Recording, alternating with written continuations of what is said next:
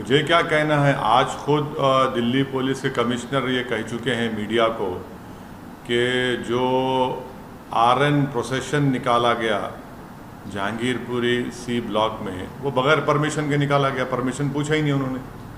Delhi police commissioner का कहना है जब बगैर पुलिस परमिशन के इस तरह का यात्रा निकालते हैं और उसमें हथियार होते हैं, तलवारें होती हैं, पिस्टल होता है, कंट्री मेड पिस्टल होते हैं, पिस्टल होता है, तो फिर ये पुलिस क्या खामोश तमाशे बनकर बैठी थी कि पुलिस गूंगी हो गई थी, अंधी हो गई थी पुलिस कि कैसे आपने निकालने दिया बगैर परमिशन के आपके? और उसमें हथियार की क्या ज़रूरत है? जब आप रिलीजियस प्रोसेशन निकाल हथियार क्यों रखते उसमें आप? और फिर हथियार रखते साथ में सब प्रोवोकेटिव नारे लगाते आप क्यों? और तीसरी बात, आपने उस मस्जिद के सामने जाकर झंडा लगाने की कोशिश क्यों की? वहाँ पर झंडा क्यों लगाया बल्कि आपने वहाँ पर? उससे पहले बगैर पुलिस परमिशन के 2 प्रोसेशन चले गए थे। ये तीसरा था जो 5:30 बजे का वाक़या है। तीसरी बात यह है कि जब से अमित शाह इस देश के होम मिनिस्टर बने हैं, ये वाहिद यूनियन टेरिटरी जहाँ पर लॉ एंड ऑर्डर MHA के तहत आता है। 4 वायलेंस हो चुके हैं बड़े बड़े। एक लॉयर्स का पुलिस का तसादुम, दूसरा 2020 का जो प्रोग्राम हुआ वो, तीसरा जो 26 जनवरी 2020 को जो किसानों के आंदोलन सिलसिले में जो वायलेंस हुआ, और चौथा ये मुझे पुलिस परमिशन नहीं दी, खुद कमिश्नर ऑफ पुलिस कह रहे हैं, तो किस बुनियाद पर आपने उनको इतना बड़ा प्रोसेशन निकालने दिया? और हाथों में 1 नहीं, 2 नहीं, 3 नहीं, 2500-300 तलवारें हैं, हाथ में कट्टा है, पिस्टल है। और ये हम पूछना चाह रहे हैं लोगों से, क्या तलवार और ये तफंचा रखना क्या एसेंशियल रिलीजियस प्रैक्टिस में आता है? क्या ERP है वो? हर जगह पर जहां पर प्रोसेशन जाता है, आप मस्जिद के ऊपर, दरगाह के ऊपर झंडा लगाते हैं, क्यों लगाते हैं भाई? आप बराबर अपना प्रोसेशन निकालिए, मगर प्रोसेशन में प्रोवोकेटिव नारे लगाना, देश में रहना है तो ये नारा लगाना पड़ेगा, मुल्ले काटे जाएंगे, मियाँ फुला फुला, ये कौन सा प्रोवोकेटिव नारे लगा रहे आप? और दूसरी बात ये है कि जब आपने वहाँ पर बगैर परमिशन की इजाज़त दे ही दी, पुलिस ने इजाज़त दे दी, आज कमिश्नर पुलिस कह रहे हैं, आपने 14 मुसलमानों को गिरफ्तार कर लिया, वो उसमें से कई जुवेनाइल हैं। क्या कर रहे हैं भाई आप?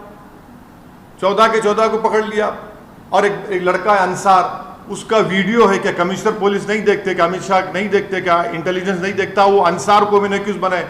वो अंसार तो उस प्रोसेशन में एक लड़का था जिसके हाथ में इतना बड़े तलवार थी, उसको समझा रहा है कि बेटा ऐसा काम नहीं करना, हम यहां पर मिलकर रहते, भारत हमारा वतन है, उसको मैंने क्यों बनाते?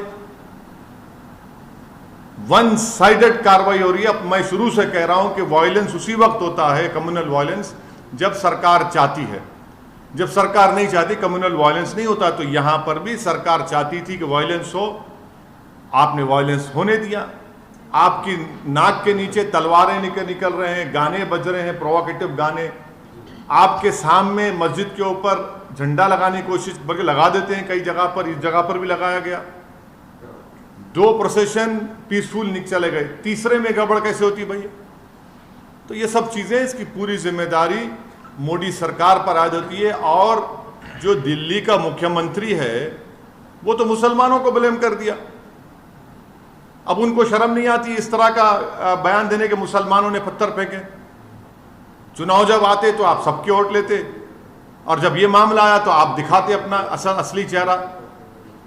तो दिल्ली की जनता को यह भी देखना है मुख्यमंत्री का, दिल्ली के मुख्यमंत्री का ये दोहरा चेहरा, कि फौरन इल्जाम लगा देते। अरे भाई, वहां पर बगैर परमिशन के जुलूस जाता है, हाथों में 1 नहीं 100 तलवारें हैं, मस्जिद के ऊपर झंडा लगाया जाता है, वहीं से झगड़ा शुरू होता पूरा। सर, लॉ एंड ऑर्डर किसी भी सरकार का वो होता है। दिल्ली में लॉ एंड ऑर्डर केंद्र सरकार के हाथ में है, और कोई भी सरकार ये नहीं चाहती कि लॉ एंड ऑर्डर खराब हो। और दंगे और ऐसी चीज़ें जो होती हैं वो अचानक से होती हैं, अचानक से नहीं होती। तो अचानक से अचानक से नहीं होती है। मैं आपको कई इंक्वायरी कमीशन की रिपोर्ट का हवाला दे दूंगा। भिवंडी में फसाद हुआ, उसकी इंक्वायरी कमेटी रिपोर्ट देख लीजिए। कई इंक्वायरी कमीशन रिपोर्ट देख लो आप। जब सरकार चाहती है कम्युनल वायलेंस होता है, और हमेशा रिलीजियस प्रोसेशन से ही कम्युनल वायलेंस होता है। जब दिल्ली का पुलिस कमिश्नर ये कह रहा है कि पुलिस से परमिशन नहीं लिया गया, देश की राजधानी में क्या इस तरह का काम होता है? सुनिए, स्लिप ऑफ द टंग नहीं, कोर्ट हुआ है। इंडिया टुडे के एक जर्नलिस्ट ने इसको कोट किया है और मैंने अभी रीट्वीट किया है उसको। क्या बात है, दिल्ली की राजधानी में आप जुलूस निकालने देते ऐसे ही आप दो? अच्छा चलिए, आपकी बात थोड़ी देर के लिए मान लेते हैं। दो प्रोसेशन पीसफुल गए नहीं गए वहां से उस मस्जिद के सामने से, पीसफुल गए नहीं गए वहां से उस मस्जिद के सामने से, तीसरे में गड़बड़ कैसे हुई? फिर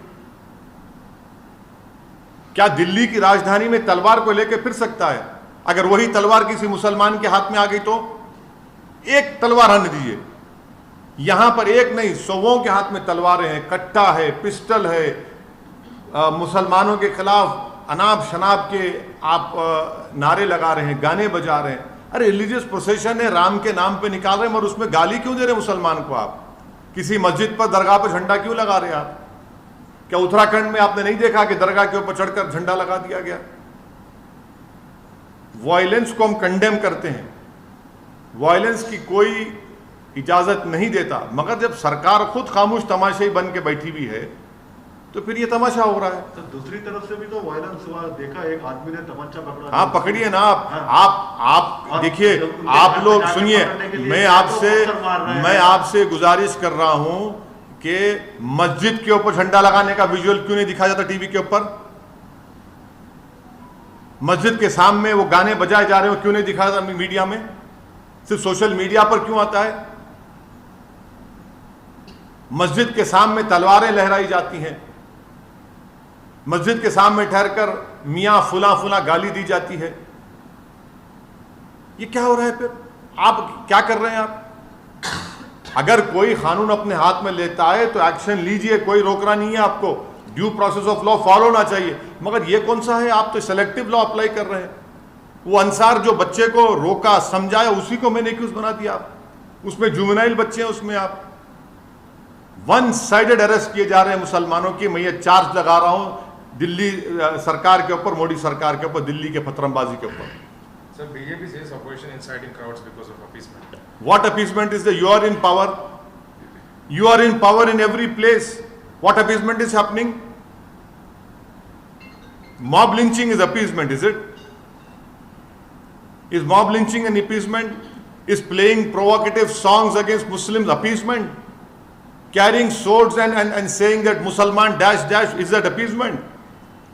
Erecting a flag on a masjid and dargah, is it appeasement? Of whom? किसका appeasement हो रहा है? पर सर, आप अमित शाह और मोदी सरकार को क्यों ब्लेम कर रहे हैं? क्योंकि दिल्ली की लॉ एंड ऑर्डर एक वाहिद यूनियन टेरिटरी है जो मोदी सरकार के तहत आती है। लॉ एंड ऑर्डर, मैं आपको एग्जाम्पल दे रहा हूं। 4 बड़े बड़े वायलेंस हुए हैं।